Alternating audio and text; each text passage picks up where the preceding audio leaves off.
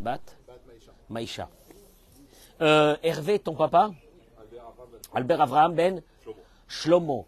Pour la bracha et la tzara. Et Leilou Nishmat, s'il te plaît. Lucien. Eli Ben Israël Chaim Shayom Pekudat Shenato. Que ces paroles de Torah soient les Leilou Nishmato. Abba Marie, Rabbi Avraham Bar Simcha Julie. Ben d'abord, Boker Tov. Shavua Tov ou Mazal Tov Eliyahu Navi Zachor Letov. J'arrive même plus à dire merci Hachem, tellement que je suis fatigué de dire merci Hachem. Non, oui ou non? Merci. Merci Boréola, merci à... Hein? C'est une bonne fatigue. Merci Hachem, merci à Kadosh Baruch d'être là ce matin. Maman. Sam Seror, on est le combien aujourd'hui? Le 8 quoi? Août? Juin? 8 janvier. Excusez-moi 2 secondes, il y a une petite orangeade en l'honneur des Tunisiens qui est arrivée ce matin de folie. Baruch ata Adonai Eloheinu melech haolam she'akol niya bidvaro. Alors, je meuble hein, en attendant que mes amis se connectent. J'ai des amis, ils se connectent, donc ils veulent me voir ce matin, j'attends qu'ils arrivent, qu'ils se mettent tous avec moi. Vous pouvez rajouter les noms des malades, de tout ce que vous avez besoin. Vous êtes associés avec nous dans ce limo d'Atoa qu'on va commencer ce matin. Ce matin, je vais dire un truc, Hervé. Ce matin, je vais dire un truc. Je vais dire un truc parce que je suis pas content. C'est pourquoi je suis pas content ce matin? Je suis pas content. Ouais, je suis pas content. Ben, j'ai le droit de pas content. J'ai le droit. J'ai constaté une chose. Une des grandes maladies de ce siècle, c'est l'incapacité à gérer ses émotions. L'incapacité, les émotions te submergent, ils te prennent ta tête toute la journée. Tu es dans un moment d'émotion, dans un temps d'émotion, et ces émotions sont dangereuses. Je vais expliquer ce que je vais dire maintenant, ce matin, parce que c'est quelque chose de très très grand. Juste pour une parenthèse, à travers ce qui s'est passé, ce phénomène dans les réseaux sociaux, beaucoup de personnes de Natania viennent me voir avec des problèmes de couple, des problèmes de divorce, des problèmes après le divorce. Et j'ai remarqué une chose, l'émotion. L'émotion leur a pris la tête. Ils ont tout détruit avec l'émotion. C'est l'émotion. Sam, c'est bien l'émotion, Samuel. C'est bien l'émotion, des fois, d'avoir l'émotion. La simcha, l'émotion. Mais cette émotion, elle est dangereuse. Elle ne te permet pas d'avoir un moment de répit et de vraie réflexion sur ta vie, sur comment tu dois te conduire. Et tu vis qu'à travers des émotions. Je vais expliquer. Il s'est passé quelque chose la semaine dernière dans la paracha. C'est qu'au moment où c'est que Moshe va aller voir Pharaon pour la première fois. Il se présente devant lui. Salut Pharaon, comment tu vas? Dieu, il m'a dit de venir faire sortir quoi? Le peuple d'Israël, de l'Égypte. Qu'est-ce qu'il fait Pharaon? Qu'est-ce qu'il fait Pharaon? C'était la fin de la paracha de la semaine dernière. Qu'est-ce qu'il fait Pharaon? Raphaël, qu'est-ce qu'il fait Pharaon? Hein? Eh ben, regarde qu'est-ce qu'il fait. Il dit, Vaïtsav, il ordonne Pharaon. Anoxin ba'am vet ashotrim, vet shotrav. Il demande aux policiers qu'à partir de ce jour-là, après que Moïse est sorti de chez lui, il comprend que le peuple d'Israël, qu'est-ce qu'il a? Il est atteint d'une grave maladie. Il réfléchit. Il veut sortir. Il ne comprend pas cette condition humaine dans laquelle il vit, ça fait des centaines d'années, on en a marre. Pharaon, il dit, écoutez-moi bien, il dit à ses policiers. Michael, tu sais ce qu'il leur dit?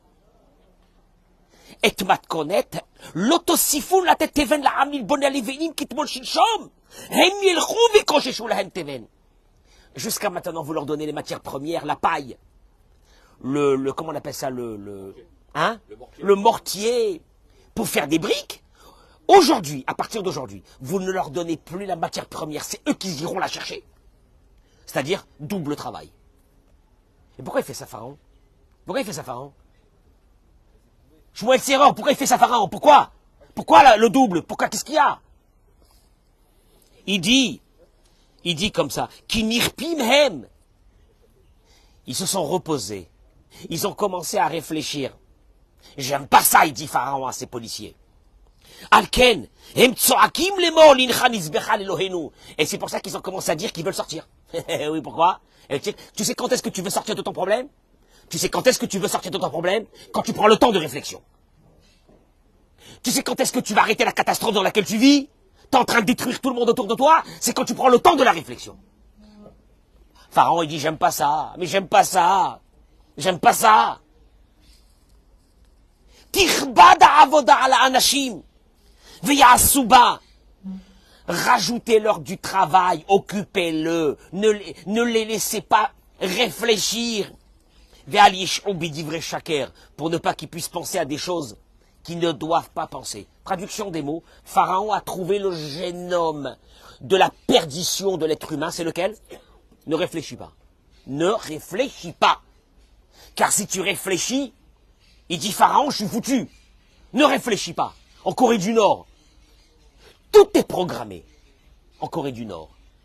Pour ne pas que ces millions de personnes, ces robots qui ont été robotisés, ne réfléchissent. Car si on leur donne le temps de la réflexion, comment il s'appelle celui-là, là-bas, le nounours, là, le gros, là. Kim Jong, là, lui, un abruti fini. Mais quand tu vois des vidéos, tu vois la robotisation des personnes, et tu te dis, c'est comme ça qu'ils étaient nos ancêtres. On ne leur donne pas la réflexion. Pas de réflexion. On les endoctrine. Mais l'endoctrinement lui-même provient d'une chose. Ne pas laisser. Tout doit être programmé pour ne pas laisser à l'être humain qui est habité d'une grande liberté étouffer cette liberté. Si je t'étouffe ta liberté, tu réfléchis pas. Si tu réfléchis pas, je peux faire de toi ce que je veux. C'est un concept. C'est un concept. Et d'ailleurs, Shmuel, Moïse, après qu'il s'est plaint à Dieu, voilà qu'est-ce qui s'est passé, c'est une catastrophe. Depuis que je suis parti chez Pharaon, qu'est-ce qu'il y a eu, Richard? Eh ben la situation elle est devenue catastrophique. Bon, Dieu il lui dit, va voir les bénis Israël, va leur dire, Veotseti etrem, mitachat sivlot mitzraïm, Veitzati etrem, Vegalti etrem, je vais vous libérer, je vais vous sauver, je vais venir moi-même. Qu'est-ce qu'ils font les bénis Israël à ce moment-là? Qu'est-ce qu'ils font à ce moment-là? Vaïdaber Moshe Ken el béni Israël. Moshe Rabbeinu il vient annoncer au béni Israël que c'est la fin de leur problème. Allez, elle est belle, ça, elle est belle. Hein, oui ou non? En principe, qu'est-ce qu'ils auraient dû faire, les Juifs, à ce moment-là? Oh là là là là là là là là. Eh bien, qu'est-ce qui est marqué? Velo sham'u el Moshe. Moshe Rabbeinu, il parle, il n'y a personne qui l'écoute. Pourquoi? Mikotse ruach. Parce que leur souffle était court. Tu sais que ça veut dire un souffle qui est court? Quand tu es occupé, quand tu n'as pas le temps, et que quelqu'un vient te parler. Tu n'as pas le temps. Est-ce que tu as le temps d'écouter? Non. Mikotse ruach. Ou me'avoda kasha. Je t'écrase. Ils ont été écrasés. Quand tu es écrasé, qu'est-ce qui se passe quand tu es écrasé? Tu ne peux plus écouter. Et là, je vais vous dire une chose. Le Mesilat Yesharim, dans le deuxième Pérec, Rabbeinu Moshe Chaim Lutzato, Zchuto Yagen Alenu Amen, il dit, tu sais qu'est-ce qu'il a fait Pharaon? Pharaon, c'est le Yetzer Hara, c'est notre vie à nous aussi, c'est en 2024. La même chose. Tirbada avoda ala anashim. Le Yetzer Hara, tu sais ce qu'il fait, Richard? Il ne te laisse pas un instant de libre. Pour ne pas que tu commences à penser à autre chose.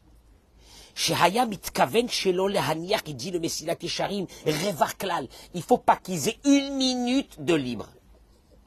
Les biltit nous lèvent au yassimu aitsa kenegdo, partagez ce cours parce que je vais m'énerver aujourd'hui.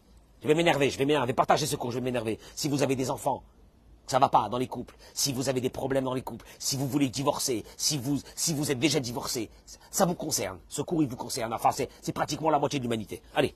Les biltit nous lèvent au yassimu aitsa kenegdo. Il ne faut pas que tu réfléchisses pour que tu aies la volonté, pas seulement la volonté, la présence d'esprit de changer. Tu ne changeras pas. C'est pourquoi tu ne changeras pas? Parce que tu ne réfléchis pas. C'est pourquoi tu ne réfléchis pas? Parce que je vais t'occuper. Je vais t'occuper tout le temps. Il dit, Pharaon avait compris, quand un être humain se pose et commence à réfléchir, il sera foutu. Donc comment on fait pour ne pas qu'on réfléchisse? Qu'est-ce qu'on fait? Je t'occupe. Je t'occupe. Et le Mesilat Yesharim rajoute ça dans son livre. Derech Etzachaim. Chemin de la vie. Shatrufa hagedola ve'achazaka shekayemet neget yetzerara ou pityonotav. Il y a un conseil. Tu veux que le yetzerara un beau matin te laisse? Parce que chaque fois tu tombes avec le yetzerara, tu te casses la figure avec le yetzerara, et encore tu t'es cassé la figure, et t'as payé cher, et encore tu recommences, et tu payes cher, et tu recommences. Tu veux t'arrêter? Tu veux t'arrêter? Tu veux qu'on arrête ce cercle? Tu veux qu'on arrête ce cercle? Ok. Il te dit le Rabbeinu Moshe Chaim Luzzatto dans son livre Derech Etzraim. Tu sais comment? Chez Yahamod, je traduis les mots saints du Mesilat Yesharim, du Rabbeinu Moshe Chaim Luzzatto. Il dit, chez Yahamod ha'adam bechol yom lefachot sha'a achat panui mish'ar kol machashavot. C'est que tu te mets de côté chaque jour 1 heure où tu ne penses pas à ton travail, à tes problèmes. Je laisse tout tomber. Et tu te mets 1 heure. Et que tu penses à ça. Quoi? À ce que j'ai dit. À quoi tu vas penser? C'est à quoi tu vas penser? Mets-toi 1 heure. Ça c'est Rabbeinu Moshe Chaim Luzzatto, c'est pas Rabbeinu, hein. C'est pas Rabbi Nachman qui dit ça. C'est Ramchal, hein. Il y a peut-être 300, 400 ans. Il dit que tu te mets de côté. Et que tu vas penser qu'à cette chose que je t'ai dit. Laquelle? Ma'inyano vetafkido. Pourquoi je suis venu dans ce monde? Lama bala olam. Pourquoi il est venu dans le monde? Tu sais quoi? C'est la chose la plus horrible. C'est qu'un être humain ne pense pas un petit moment dans la journée. Qu'est-ce que Dieu veut de moi? Pourquoi il m'a amené dans ce monde? Qu'est-ce que je dois accomplir comme chose? J'ai fondé un foyer. J'ai mis des enfants dans le monde. Ces enfants que Dieu m'a donnés. C'est-à-dire qu'il me les a confiés. C'est-à-dire qu'il veut que je les rends, ces enfants, quoi? Que je les rends quoi? Des enfants forts, des enfants équilibrés. Tu réfléchis à ça ou non? Ou rien que tu penses à ta parnassa, à tes problèmes, à tes machins, à tes bagarres avec ton mari, à tes bagarres avec ta femme, à tes bagarres avec la famille, à tes bagarres avec ton beau-frère, avec ton associé, avec ton machin. T'as pas un moment de libre. T'arrives Shabbat, t'es comme un fou. Tu penses pas, tu penses à rien. Faut pas que tu penses. Uma yé sauf inyanav. C'est les derniers mots. Je peux traduire ces derniers mots? Ah, ils sont durs. Et comment sera programmée ta fin dans ce monde? Ta fin dans ce monde qui, pour la Torah, c'est pas une fin. C'est la fin d'une épisode. La suite, elle se trouvera dans le ciel. La fin d'une épisode. Comment sera programmée la fin? Hein? T'as envie de tuer tout le monde, t'as envie de te battre avec tout le monde, tu veux massacrer le monde entier, tu veux te battre, tu veux faire du mal, tu veux te venger. Pense. Pourquoi tu es venu ici? Qu'est-ce que Dieu veut de toi dans ce monde? Et comment elle sera programmée ta fin? Tu sais quoi? Tu sais comment elle sera programmée ta fin? Mets-toi, dis-toi, un jour, avec le soleil comme celui-ci, mes enfants et mes petits-enfants seront autour de moi. Et ils accompagneront mon dernier souffle. Et je pars de ce monde. Pour aller vers le haut, là-haut. Vers la vie éternelle. Hein? Oh, ça refroidit, hein? Ça refroidit, hein? Non, mais d'un seul coup, c'était ta claque là que j'ai envie de me venger de lui, l'autre que j'ai envie d'écraser, l'autre que j'ai envie de me venger. Je vais vous dire un truc. Ce matin, j'ai un gros problème. Je vais vous dire tout de suite, j'ai un très gros problème. Ce que je vais dire maintenant, vous pouvez chercher dans toutes les vidéos de tous les rabbins, voir s'ils vont vous parler ce que je vais vous dire maintenant. Si vous trouvez, donnez-moi le nom de ce rabbin. J'assiste en live à un massacre. En tant que rabbin de communauté, j'ai beaucoup de personnes qui m'ont nommé de facto, je leur ai rien demandé, de devenir ce qu'on appelle en hébreu mégacher. Il paraît qu'il y a des gens qui font ce métier en Israël qui gagnent beaucoup de fric. Moi, je gagne Wallo. Wallo de chez Wallo. C'est quoi méga cher? C'est que beaucoup de personnes qui ont divorcé, la guerre continue après le divorce. Et le problème, c'est qu'il y a au milieu quoi? Des enfants. Et ils m'ont nommé pour simplement faire passer les messages de l'un à l'autre. Car, comme quand ils étaient mariés, ils n'ont pas pu s'arranger, ça continue après. Mais le seul problème, c'est quoi? C'est le massacre de ces enfants qui sont au milieu de cette guerre mondiale. L'émotion, l'émotion, l'émotion. Je vais le tuer l'autre. Et à la fin, c'est je vais le tuer l'autre à travers l'autre. Et moi, je voudrais vous dire une chose, parce que c'est facile de parler de divorce. Je vais avertir tout le monde ici ce matin. Que tout le monde écoute ce que je vais dire maintenant ce matin. Le Rav, il ramène. Il dit, Lo aya, dor, chez Arouza Girushin, Ayagadol Kokar Kemo Bedorenu. Il n'y a pas eu une génération, depuis le début de l'humanité. Nous, on se prend pour les grands modernes. Les grands modernes. Parce que tous ceux qui étaient avant nous, c'était des blédards. On se prend pour des grands modernes. Il n'y a pas eu une génération où les pourcentages de divorce sont aussi monstrueux que maintenant. Moi, je vais dire un truc, parce que on a tellement démocratisé le divorce qu'on ne se rend pas compte d'une chose. Je vais le dire tout de suite. Il y a des gens qui m'appellent Rav. Je connais même pas. Je connais même pas.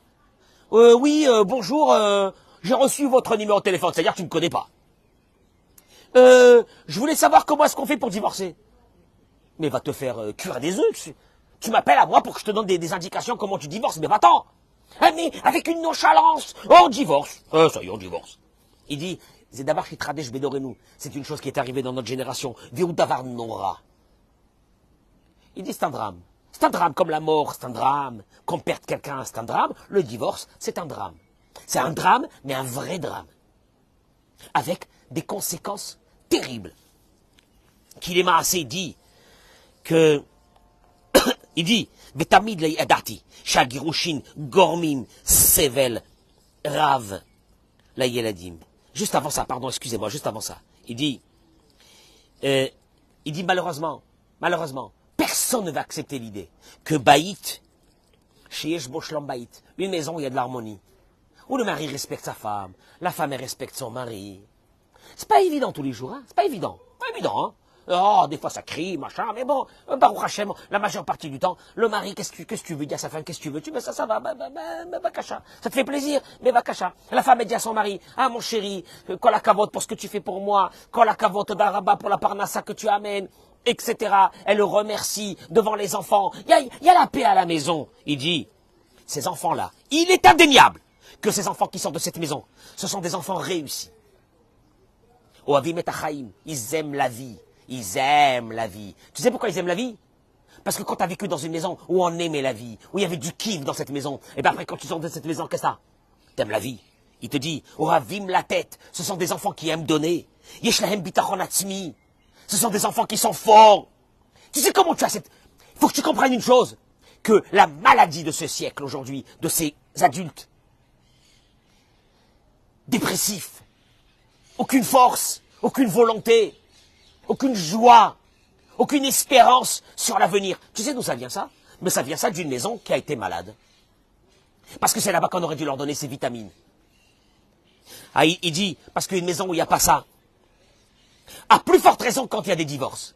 Parce que lui dit, à plus forte raison quand il y a des divorces. Parce que le problème, il n'est pas là. Le problème, c'est que pendant des années, ces enfants-là, ils vont supporter dans une maison le balagan total, les cris, les hurlements. Ils vont devenir fous. Et là, après, il te dit, après, tu fais le finish. Le finish, c'est quand est-ce qui va se passer? Quand tu vas divorcer.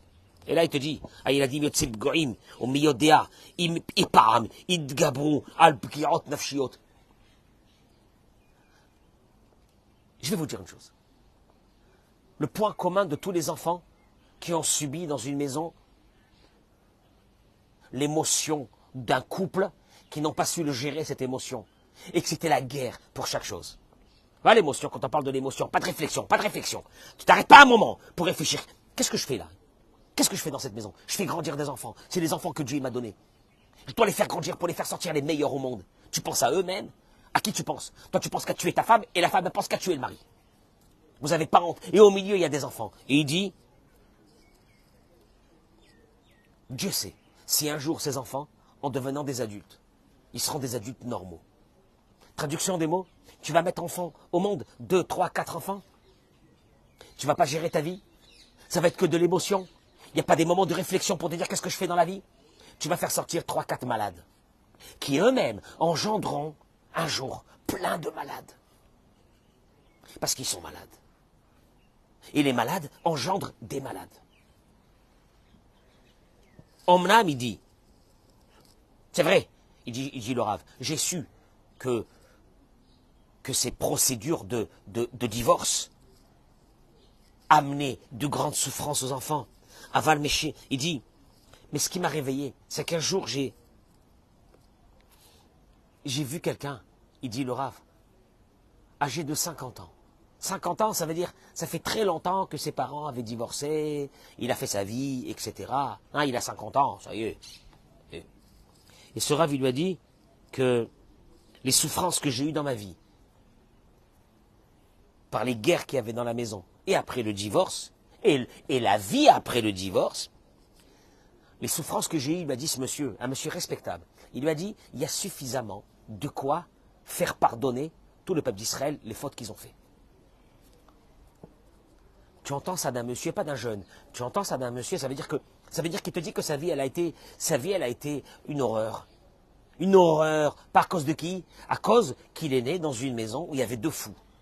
Des fous, c'est ceux qui n'arrivent pas à gérer les émotions. À gérer les émotions. À mettre des temps de réflexion. Se dire, qu'est-ce qu'on fait dans cette maison? C'est quoi? Toi, c'est ce que Pharaon, il a fait. Pas réfléchir. La guerre. Ah, je vais le gagner. Je vais l'écraser. Je vais le massacrer. Ah, tu sais ce qu'il m'a fait? Je vais le tuer. Allez. Il dit que la chose suivante. Il a dit, j'ai demandé une fois un grand rave. Le rave Arouche, il dit, j'ai demandé un grand rave. Qu'est-ce qui se passe? Comment se fait-il que cette génération, il y a autant de divorces? Il lui a répondu, ce rave, Zéhoudor Mefounak. C'est une génération de gâtés. Qui ne comprennent pas que vivre dans ce monde, c'est de faire quoi? Des efforts. D'avoir quoi? Savlanout. Que pour arriver à ce que ça va avec ta femme et avec ton mari, ça va demander des 2 côtés énormément de travail.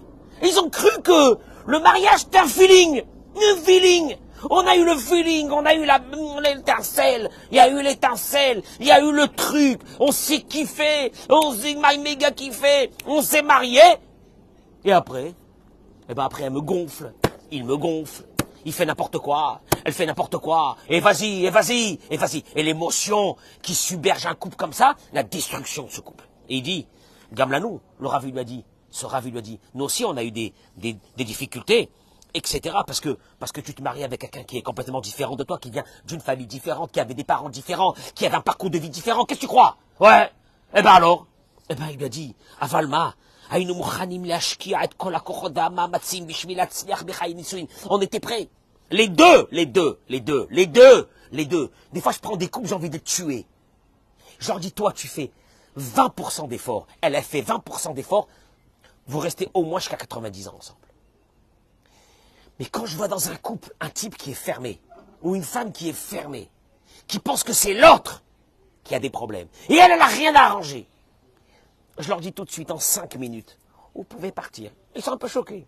Ah ben, on avait rendez-vous avec vous. Non, c'est bon. 5 minutes. Allez, va-t'en d'ici. Tu penses que les problèmes sont chez l'autre? Va-t'en. Mikan. Tilmat Kozug, l'Etakenetat Fissa chez Shlombait, Davarkal, chez Balevad. Il dit, je voudrais dénoncer cette idée que beaucoup de couples pensent que le shalom à la maison, c'est quelque chose de facile.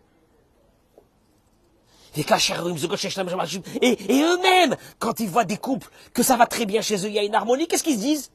Oh, ben, il a eu de la chance. Comme si que tu tires une carte.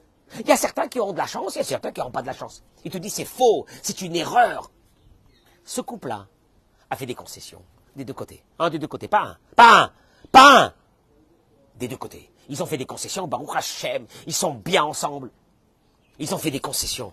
Nimtza. Peut-être, je traduis un mot. Quand je vois un jeune, il va se marier. Je dis, dis-moi, ou une fille qui va se marier. Je dis, dis-moi, je peux te poser une question?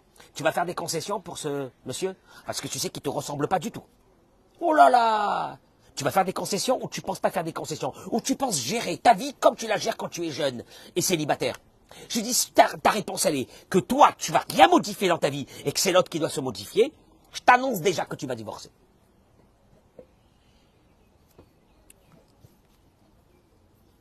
Nimtza, il dit, il en sort. Quand un couple comprend que le mariage ne commence pas et ne se termine pas avec la soirée, le grand souci de nos parents, c'était la soirée du mariage. Quel photographe on a pris? Et le traiteur, et la salle, et les fleurs, et la voiture, et le rabbin, il faut qu'il soit beau gosse, et le rabbin, et la roupa. Et moi j'ai envie de dire à cette famille, Shema Israël, j'ai les boules, quand j'arrive dans les roupotes, j'ai les boules. Tu sais pourquoi j'ai les boules? Je vois un garçon, on dirait un coq. Et tu vois une fille. Et je me dis, maman, dans 6 mois, j'ai 6 mois, c'est dur. On vous a pas appris que le mariage c'est un gros boulot. C'est une déstructuration de ce que tu es et une reconstruction. Sam, tu entendais ce que je viens de dire? Déstructuration de ce que tu es en tant que célibataire. Tu veux pas te déstructurer? Ne te marie pas. Dégage. Dégage! Déstructuration, je le dis au garçon. Déstructuration, je dis à la fille. Et reconstruction d'une autre personnalité. Elle est belle celle-là. Elle est belle. C'est laquelle? Je suis plus un égoïste. Je laisse passer. Je m'énerve pas. Je me contrôle. Je prends des moments de réflexion. Comment est-ce que je dois parler? Qu'est-ce que je dois dire? Comment je réagis quand je rentre à la maison le soir? De quelle façon je vais m'investir dans cette relation avec cette femme ou avec ce mari? Comment je vais le rendre heureux? Comment je vais la rendre heureuse? Ah bon? C'est ça le mariage. Mariez-vous à la rabbanoute, c'est pas la peine. Dommage pour le fric. La reine, Zedavar Gadol, Zouk Shemitchatin Tzrichim, chez la date, chez project, זה פרויקט החיים שעליו נאמר הזורעים בדמעה ברינה יקצרו. Il y a un verset dans Tehillim qui dit, ceux qui ont planté avec des larmes, ils ont récolté avec des musiques. Tu plantes avec des larmes. Tu pleures. 3 mois après le mariage, 6 mois après le mariage, je dis, qu'est-ce que j'ai fait? Pourquoi je me suis marié avec elle? Qu'est-ce que j'ai fait? Je me suis marié avec lui. Et là, d'un seul coup, s'il y a un réveil des deux, et que les deux, ils pleurent pour changer, ils pleurent. Pleurer, c'est pas pleurer vraiment, ça veut dire quoi? Vraiment, tu te fais violence, et tu changes. Alors là, tu vas récolter en musique, en âme. Il dit, c'est vrai, il y a beaucoup de fois que malheureusement, on ne peut rien faire. L'un des deux ne veut rien entendre. C'est pas sa faute, c'est la faute de l'autre. Il dit une chose extraordinaire, il dit que, et voilà, que l'un des deux, qu'est-ce qu'il commence à dire? Le mot divorce. Je divorce. Il dit, Laura, écoutez-moi bien. Ça, je le dis pour tous les couples. Quand tu commences à faire sortir le mot divorce,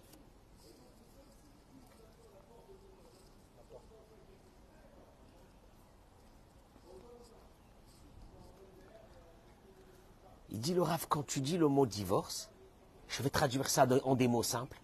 On divorce. Traduction. La personne qui te dit on divorce a décidé qu'il n'y a rien à changer. On ne peut rien faire. Il dit à partir de ce moment, pas seulement la volonté dans ce couple a disparu, mais même l'espérance d'un couple, c'est fini. Et à partir de ce moment, tu vas vers une fin inexorable. Jamais! Il dit, tu sais quoi? En vérité, il y a des points de non-retour dans un couple. Je vais vous dire une chose. Ici en Israël, la loi, elle est pour les femmes. Il y a quelque chose d'horrible que j'ai assisté. C'est que beaucoup d'hommes, ça n'allait pas avec leurs femmes. Et qu'un jour, la femme, dans un moment d'émotion, je reviens, d'émotion, incontrôlée, a appelé la police. Elle appelle la police en disant qu'il la frappe. Vous savez qu'ici, n'importe quelle femme peut appeler la police. Mon mari me frappe, j'ai très peur. Qu'est-ce qui se passe? La police arrive, on prend le mari, on l'éloigne de la maison 15 jours, des fois 20 jours. Vrai ou pas vrai? Non, si c'est vrai. Je suis sûr qu'une femme, elle doit appeler la police pour dire qu'elle a besoin d'être quoi? D'être protégée. Sauf que je me suis rendu compte, dans des milliers de cas, que la femme, pour se venger, moment d'émotion, elle appelle la police. Alors que le mari n'a pas frappé. Sauf que les maris m'ont dit après ce moment-là, c'est un point de non-retour. Si ma femme, je vais vivre avec une épée de Damoclès, que chaque fois qu'il y a une dispute, elle va appeler la police, je ne peux plus vivre avec elle, on a terminé. C'est caché mes hôtes. Des maris qui auraient pu rester encore avec leur femme, se travailler, la femme aussi se travailler. Tu rentres dans l'émotion, pas de réflexion. C'est ça le problème du couple aujourd'hui. L'émotion, l'émotion, l'émotion, l'émotion, l'émotion. Pas de réflexion. Le mari, il a dit, ma mère, jamais elle appelait à mon père. Il m'a dit, hein, jamais elle appelait à mon père, la police. La police? À mon père? Jamais. Elle m'a appelé la police. On s'est disputé. Je ne l'ai pas frappé. On s'est disputé. Elle m'a appelé la police. Et souvent, qui c'est qui fait ce travail-là? Il faut savoir qu'ici en Israël, les avocats, entre eux et le voyou, il y a juste 1 centimètre. Ce sont des voyous avec des robes. Je ne sais pas comment c'est en France. Mais ici, pas tous les avocats, mais une grande partie des avocats, ce sont des voyous. Des voyous, la pègre. Habillés avec une robe. Ils se servent de la loi pour être des voyous. Et donc ils vont dire à la femme, appelle-lui la police, fais-lui ça, fais-lui ça, fais-lui ça. Eux c'est leur business, hein, parce qu'ils vont gagner de l'argent. Sauf que la femme, après ça, il n'y a plus de retour avec le mari. L'émotion. Pas de réflexion, pas de réflexion, pas de réflexion. Mais il dit le Rav, et je termine avec ces mots, il dit le Rav que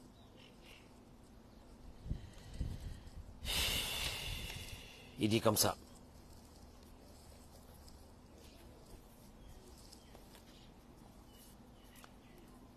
Indéniablement que quand on arrive à un divorce, c'est un échec. Car s'il y avait les deux qui avaient travaillé, on ne serait pas arrivé. Les deux. Non, les deux. Pas un, les deux. Mais il dit, le pire c'est après. C'est quoi? Il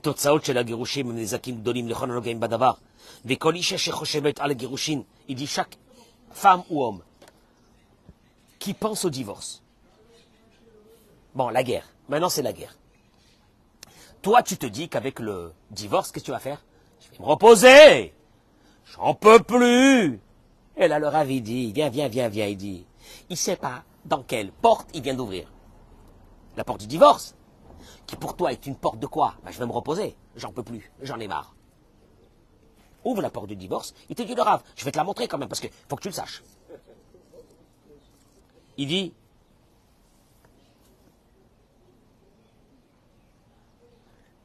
les situations sont terribles. Je vous le fais très rapidement. Des hommes et des femmes qui n'ont pas oublié leur conjoint et leur conjointe, et qui vont garder des rancœurs, et qui vont garder des colères, et qu'à cause de ces colères, ils ne pourront même pas reconstruire leur couple. Qui seront toujours derrière l'autre, qui lui, il a refait sa vie. Et il dit le Rav une chose qui est terrible, c'est que ces enfants qui sont déjà déstructurés, il dit le Rav, vous savez que le point commun entre tous les enfants des divorcés, c'est quoi? Tu sais lequel? Hein? Non, je parle pour les enfants eux-mêmes. Tu veux voir des enfants de divorcés? Ils sont tous, il dit le Rav, en majeure partie, 90%, éteints. Un drame. Un enfant. Il est venu dans ce monde, il n'a rien demandé. Il avait besoin d'avoir un environnement comment? Bien, calme. Son monde à lui, il a un seul monde, c'est lequel? le toit de sa maison. Il n'a que deux personnes qui comptent à ses yeux, son père et sa mère. Et quand il les voit ensemble, qui s'aiment, comment il est? C'est son monde. Il est content. Puis un beau matin, ce monde se détruit. La guerre, les bagarres, les cris. Et il lui dit, qu'est-ce que je fais? Mon père est en train de maltraiter ma mère elle est en train de maltraiter mon père. Pour lui, les deux, c'est sa vie. Et puis un beau matin, l'un des deux s'en va. Il dit, le Rav, sachez que pour un enfant, quand un des deux s'en va, le père ou la mère, c'est proche du décès de celui qui est parti. C'est considéré comme un décès aux yeux de l'enfant. D'ailleurs, à ce moment-là, qu'est-ce qu'il fait l'enfant? Il va rentrer dans une tristesse, dans une dépression, en pensant que celui qui est parti l'a abandonné. Et là, vas-y. Psychologue, psychiatre, dépression, problème, qui vont vous accompagner, ne vous inquiétez pas, les 50 ans à venir, jusqu'à la fin de votre vie. Alors en fait, il dit le Rav une chose. Tu réussis pas ton mariage. Tu as déjà détruit une partie de tes enfants. Il dit le Rav, je peux vous demander une chose. Faites un break, réfléchissez. Pourquoi vous êtes là? Il dit le Messilat Yesharim. Pourquoi? On est là pour faire grandir ses enfants. De faire grandir ses enfants? Comment tu vas les faire grandir? Alors tu sais comment tu vas faire? Déjà, tu vas commencer à travailler sur toi pour enlever l'émotion, pour ne plus être dans une énergie de guerre avec le deuxième qui est en face. Parce que si tu es en énergie de guerre avec celui qui est en face, qui c'est qui trinque? Au milieu, c'est qui? C'est les enfants. Et là, le Rav dit, tu vois, hein, en fin de compte, il a fallu que vous travailliez pour arriver à une situation normale, pour qu'un jour vos enfants soient à peu près normaux, après que vous ayez divorcé. Et là, le Rav pose une vraie question. Et si vous aviez fait ce même travail avant le divorce? Hein? Peut-être que vous n'aurez pas divorcé. Mais j'observe, à travers ces couples que je m'occupe, j'observe la cruauté, l'émotion. Entre-temps, qui c'est qui paye dans l'histoire? Qui c'est qui paye? Qui c'est qui paye? C'est les enfants. Hein. Ils ont payé quand vous étiez mariés. Ils continuent à payer après. Je peux vous demander une chose. Vous ne pouvez pas vous arrêter. Vous ne pouvez pas vous reposer. Je dis au mari une chose. Chaque fois que j'attrape un mari, je lui dis, dis-moi, tu payes la pension? Il y a un qui m'a dit, je ne paye pas la pension. Je lui dis, midi. Espèce d'assassin, va. Pourriture, va. Je lui dis, pourriture, tu ne payes pas la pension? Parce que la pension, c'est pour qui? C'est pour ton ex? La pension, c'est pour qui? T'as pas honte? T'as pas assumé tes enfants quand tu étais marié? Tu les assumes pas maintenant? Espèce de clochard. Et surtout, ne te remarie pas. Je dis aux femmes, tu punis ton mari, pas ton mari, c'est plus ton mari. Tu punis le père de tes enfants, tu l'écrases, tu le dégrades. Tu dis aux enfants que leur père, c'est une pourriture, qu'il ne faut pas le voir, qu'il faut le renier. Tu enlèves à tes enfants le père. Tu ne sais pas que des enfants sans père, ce seront des enfants plus tard, des adultes à moitié. Tu ne sais pas que si tu dis à ta fille que son père, c'est une pourriture, parce que tu veux te venger du père. Un jour, elle aura compris qu'un homme, c'est un monstre. Et elle reproduira ça avec qui? Son mari. Tu sais pourquoi nous on a l'image du père et de la mère qui est bonne? Moi j'ai une image bonne de ma femme, pourquoi? Parce que mon père, je l'ai vu comment il respectait ma mère. Faites grandir, continuez à faire grandir des générations de malades mentaux. Vous n'avez pas réussi votre mariage parce qu'il y avait l'émotion, il n'y avait rien de contrôlable, il n'y avait rien de contrôlé. Vous n'avez pas su à faire des breaks dans la vie, de réfléchir, qu'est-ce que vous êtes en train de faire dans ce mariage? Et puis après, ça part en crescendo. Alors après, t'as vu? Maintenant. Alors maintenant, et tout ça dans cette histoire, il y a qui? Il y a qui au milieu? Je les vois, les pauvres. Je vois qui? Des petits enfants, j'ai envie de mourir. Je vois des enfants, j'ai envie de mourir. Ils sont éteints. Un choc. Ils ont reçu le choc de leur vie. Le jour que leur père, il a quitté la maison. Ils ont envie de mourir. Tu les vois, ils ont changé. Je les connaissais avant et je les connaissais après. Ils sont morts. Ils ont perdu leur père. Ah, il est vivant, hein, mais ils l'ont perdu. Parce que pour eux, il n'y avait qu'une seule chose. Une cellule familiale. Un père et une mère qui s'occupaient d'eux. Puis un beau matin, le père, il est parti de la maison. Vous continuez le dégât? Allez, continue le dégât. Tu ne payes pas la pension? Je dis à l'homme. À la femme, je dis, tu écrases ton mari, tu veux séparer tes enfants du mari. Mais tu sais ce que tu es en train de faire? Moi j'aurais préféré qu'une femme, après qu'elle a divorcé avec tout ce qu'il y a, qu'elle sache attraper ses émotions. Et de dire, j'ai un tafkid, j'ai un but, c'est celui de faire grandir ses enfants. Allez voir votre père. Respectez votre père.